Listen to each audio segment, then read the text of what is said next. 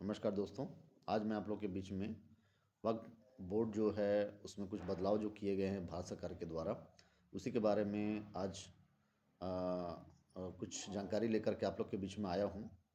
मेरा उद्देश्य जस्ट ये है कि आज चारों तरफ मैं जहाँ भी अपने आसपास जहाँ भी रह रहा हूँ, चारों तरफ भी एक चर्चा का विषय बना हुआ है वक्फ बोर्ड चूँकि ये धार्मिक मुद्दा है, धार्मिक मुद्दा से जुड़ा हुआ और एक विशेष समुदाय से जुड़ा हुआ मुद्दा है, तो संवेदनशील है। मैं उसके बारे में नहीं बात करने आया हूँ, मैं सिर्फ जानकारी पर्पस से वीडियो बना रहा हूँ। कृपया इसे कोई भी व्यक्ति, किसी भी धर्म के लोग अन्यथा ना ले। तो आइए चले जानते हैं वक्फ बोर्ड है क्या। दोस्तों, जैसा आपको पता होगा, वक्फ बोर्ड जो है वो हमारा भारत पाकिस्तान जब अलग हुआ था, उसमें काफ़ी लोग जो है भारत से पाकिस्तान चले गए थे, तो उनकी संपत्ति जो है यहीं पे छूट रह गई थी।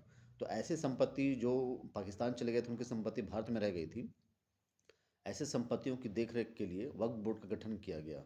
और भारत में 1995 में जो है वक्फ बोर्ड का गठन किया गया और कुछ रूल्स उसमें बनाए गए, जिसके अनुसार जो है वो वक्फ बोर्ड के अनुसार वो सब ज़मीनों का देखभाल किया जाएगा और चलाया जाएगा उन्हें।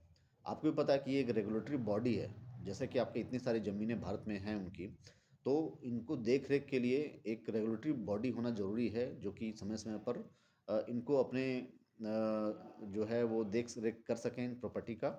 तो प्रॉपर्टी के नाम से ही पता है आपको, ये पता चल रहा है कि आपका कि ये प्रॉपर्टी संबंधित काफ़ी संवेदनशील मुद्दा है। तो इसी में कुछ कुछ बदलाव किए जा रहे हैं। तो आइए हम इसके बारे में चर्चा करते हैं। आपको जैसे पता है कि 1995 में ये गठन हो गया था और उसमें जो है कुछ नियम बनाए गए थे, उसी नियमों में कुछ बदलाव किए गए हैं, जिसमें ये 5 प्रमुख रूप से बदलाव किए जा रहे हैं। पहला तो ये है कि आपका वक्फ बोर्ड में बदलाव जो किया जा रहा है, पहले जो प्रॉपर्टी माने जो होता था, वो इसमें जो लोग जो पहले प्रॉपर्टी थी वो तो ठीक थी, लेकिन अभी जो वक्फ बोर्ड के बाद में जो प्रॉपर्टी किसने दान की, उसका विवरण नहीं होता था। और प्रॉपर्टी से कितनी आमदनी हो रही है बोर्ड को, अब तो ये सब जो है पूछने का अधिकार किसी को नहीं था। लेकिन अब जो है ये सारा किसने डोनेट किया, कितनी ज़मीनें, ये सारे ऑनलाइन होंगी। तो ये अब इसमें एक सुधार किया जा सकता है। दूसरा जो है इसमें कि जो वक्फ बोर्ड था, इसमें पहले कोई महिलाएं नहीं थी, तो इसमें 2 मुस्लिम महिलाएं बोर्ड में अब होना आवश्यक है। साथ ही साथ इसके सेकुलरिज्म बॉडी बनाने के लिए 2 गैर इस्लामिक व्यक्ति इसमें होंगे, जो गैर इस्लामिक होंगे, ताकि ये सेकुलरिज्म बोर्ड बनाया जा सके। तीसरा जो है आपका है वो ये आप वक्फ बोर्ड जो है वो लीगल बोर्ड है। मतलब ये है कि इसमें सेक्शन बने हुए काफ़ी हैं, जिसमें सेक्शन 40 जो इसका है वो काफ़ी सख्ती इन्हें प्रदान करता है। मतलब ये है कि कोई भी जो बंदा है, कोई भी जो ये है संस्था है, ये इनसे सवाल नहीं पूछ सकती है कि ये प्रॉपर्टी का क्या करते हैं, कितनी आमदनी हो रही है, कहाँ से पैसा आ रहा है, क्या कर रहे हैं, किसने डोनेट किया, ये सब सारी जानकारी आप नहीं ले सकते थे।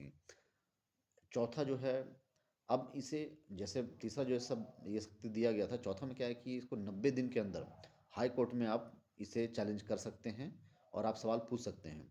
पांचवा जो है कि कोई भी इन 5 वर्षों में कोई भी व्यक्ति जो नॉन इस्लामिक था और इन 5 सालों में इस्लाम धर्म कबूल करके अपनी प्रॉपर्टी जो है वो डोनेट किया है वक्फ बोर्ड को, तो वैसे लोगों को अब जो है वो सारा डिटेल्स जो है वो गवर्नमेंट को देनी होगी। तो ये सब जो चीज़ें हैं इसमें प्रमुख रूप से बदलाव किए गए हैं, जो कि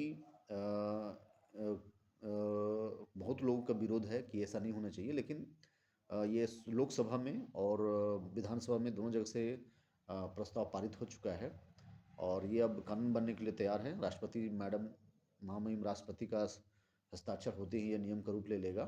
तो जस्ट ये जानकारी थी आप लोगों के लिए है। बाकी जो है ये सही है गलत है, ये चर्चा का विषय है, ये डिबेट का विषय है। तो ये आप लोग अपना जो मंतव्य है वो कमेंट में कर सकते हैं। धन्यवाद।